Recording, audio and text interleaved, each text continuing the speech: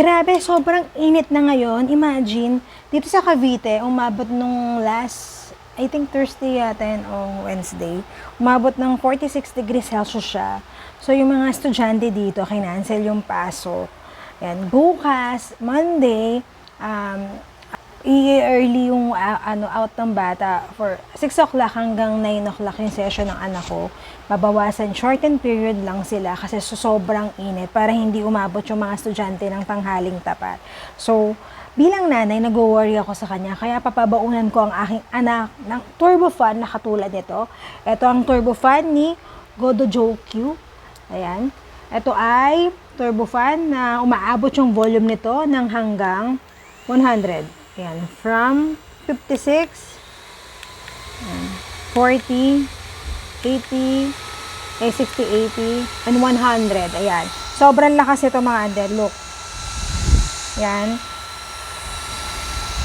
Sobrang lakas siya. Umaabot ito from 2 to 6 hours. Depende sa volume, syempre. Pag mababa yung volume ng, syempre, ng mga 20. Kahit 20 lang naman siya, ante, ano rin siya, malakas pa rin siya. Ito, 20 na siya. Malakas pa rin yung napoproduce ng hangin, ante, tinan mo. Oh, tatagal siya hanggang 6 hours.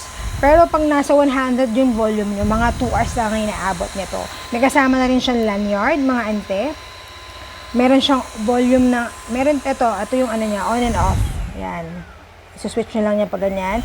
At meron siyang kasamang charging cord na Type-C. Ano pang hinihintay nyo para maiwasan natin? Siyempre, kawawa rin naman yung mga anak natin. Or kahit pag nagko-commute kayo sa jeep, napakainit talaga. Kailangan nyo ng mga turbo fan na pangmalakasan ngayong summer.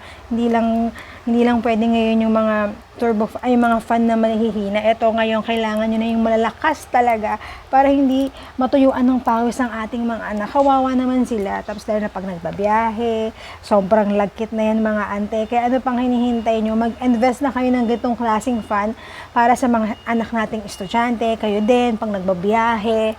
Yan. Kailangan nyo to. Must have this kind of turbo fan mga ante. May lanyard siyang kasama. Pwede rin nyo rin siyang kabitan ng lace kung gusto nyo. Ayan. Ganyan siya. Ano pang hinihintay nyo? Click nyo na yan sa ating yellow basket. Turbo fan na pang malakasan. Yan. Yun nga lang, ang cons nito, ang medyo maingay lang siya. Ganyan siya kaingay. Pero okay na rin. Pero malakas yung napoprovide niyang hangin. Ayan, 40 pa lang tong volume nito, 40 pa lang, pero malakas na siya. Kaya ano pang hinihintay nyo, click nyo na yan sa ating yellow basket. Magagamit nyo talaga to. Must have this kind of turbo fan mga ante. Yun lang, bye and God bless!